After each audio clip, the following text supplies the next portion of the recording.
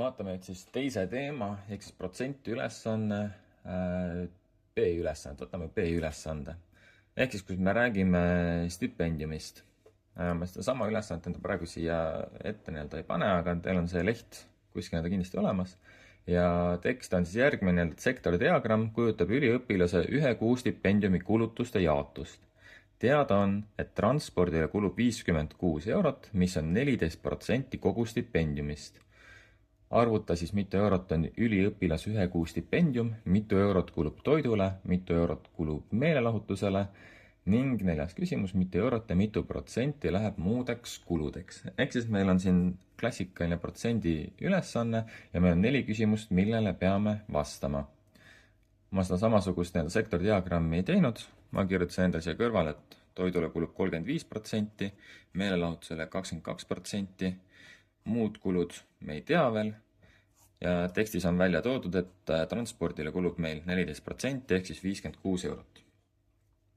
Ja nende andmete põhjal peame siis hakkama nüüd vastama küsimustele.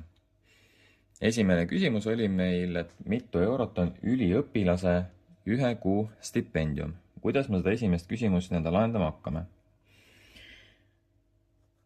Nii, paneme siis 1 kuu stipendium.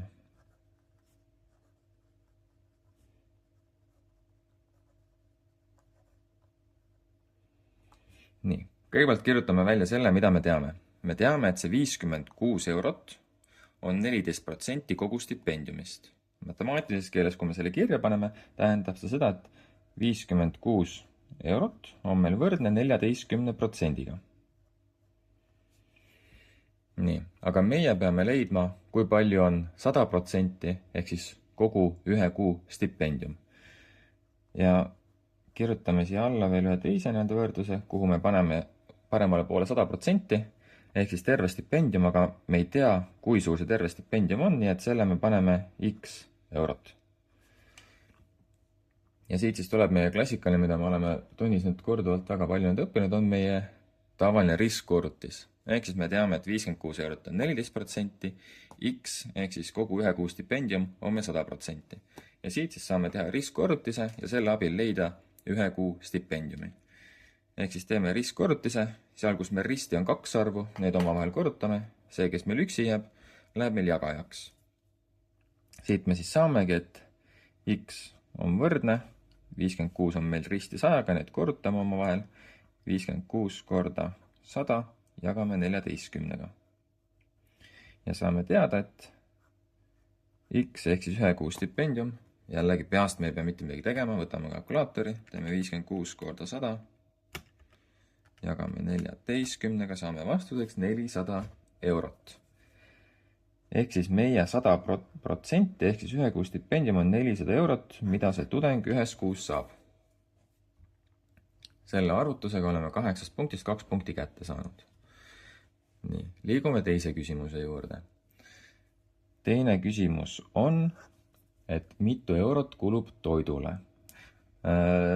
Lahendamisstiil hästi sarnane esimesele küsimusele, nagu kõik järgnevad küsimused siin ülesandes, et me teame seda, et toidule kulub 35%, aga me ei tea, mis summa see on. Aga me teame nüüd tänu esimesele küsimusele, kui palju tal üldse seda stipendiumit saab 1 kuus. Me teame nüüd, et 400 eurot on 100%. Paneme selle siia teise kirja. Kirjutame ette ka, et kulub toidule. Kulub toidule. Nii. Ja me teame, et 400 eurot on meil 100%. Toidusummat me ei tea. Ärme nüüd uuesti X-i kasuta, võtame uue tähe, paneme Y eurot. On meil 35%. Nii. Ja lahendame jälle samamoodi riskkorrutisega. Seal, kus risti on 2 arvu, need omavahel korrutame. See, kes meil üksinda jääb, läheb jagajasse. Ehk siis Y, mis siis tähistab meil toidule kuluvat raha, on võrdne 400 korda 35 jagatud 100-ga. Kalkulaatoriga teeme jälle selle korrutamistehte ära, saame vastuseks 140 eurot. Nii, nüüd on meil pool ülesannet lahendatud ja kolmas küsimus läheb täpselt samas taktis nagu teine küsimus, et kuna meilt on küsitud, mitu eurot kulub meelelahutusele, meil on jällegi antud meelelahutusele 22% ja me lahendame täpselt samamoodi nagu teist küsimust. Kirjutan ette, et kulub meelelahutusele.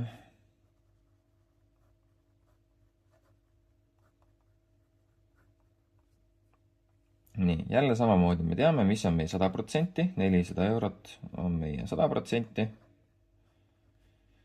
Mis me võtame Z? Z eurot on meil võrdne, meelelahutus oli 22%. Teeme jälle ristkorrutise, kus meil risti on kaks arvu, omavahel korrutame, kes üksinda jääb, läheb meil jagajaks.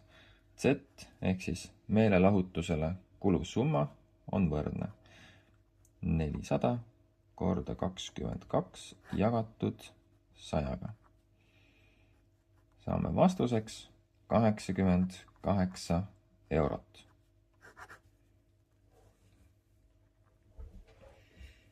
Nii, nüüd meil on 3/4 ülesandest tehtud ja jääb viimane küsimus, et mitu eurot ja mitu protsenti läheb muudeks kuludeks. Siin on nüüd kaks võimalust, kuidas seda lahendada. Saame jälle samamoodi erinevate ristkorrutistega teha, kui me soovime, aga ma võtan natukene võib-olla siis teistsugusema, lihtsama tee, et kuna me teame, et kui suur summa läheb meelelahutuse toidu transpordi peale, siis me saame lihtsalt 400 eurost kõik teised summad ära lahutada, saame teada, et mitu eurot siis kulub muudeks kuludeks ja samamoodi meil on kõik teised protsendid teada.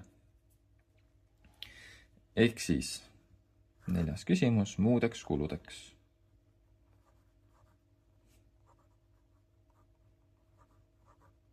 Nii, kui ma tahan teada, mitu protsenti läheb, siis kõik asjad kokku, ehk siis kõik 4, muud kulud, transport, toit ja meelelahutus on kokku meil 100%. Ja siit me peame siis hakkama ära lahutama kõiki teadaolevaid asju. Meelelahutus oli meil 22%. Nii, siis me peame ära lahutama toidu, mis oli 35% ja transport oli meil 14%. Nii, ja kui me nüüd selle tehte ära teeme, jällegi võime võtta kalkulaatori, me ei pea neid kõiki asju peast tegema, siis me saame teada, kui palju läheb meil muudeks kuludeks. Kalkulaator ütleb meile 29%. Nii, nüüd meil on ühel osale sellest küsimust vastatud ja teine on, et mitu eurot veel läheb muudeks kuludeks. Samamoodi jälle, me teame, et 100% on meil 400 eurot ja siit peame ära lahutama kõik teised summad. Nii, toidule kulus meil näiteks 140 eurot. Siis meelelahutusele 88 eurot lahutame ära ja viimane summa on meile öeldud, et transpordile läks 56 eurot. Võtame selle transpordi ka ära siit. Ja kui me teeme jälle selle arvutamistehte ära, võtame jälle kalkulaatori, ärme hakkasin peast, võivad lihtsalt eksimisvead tulla. Saame vastuseks 116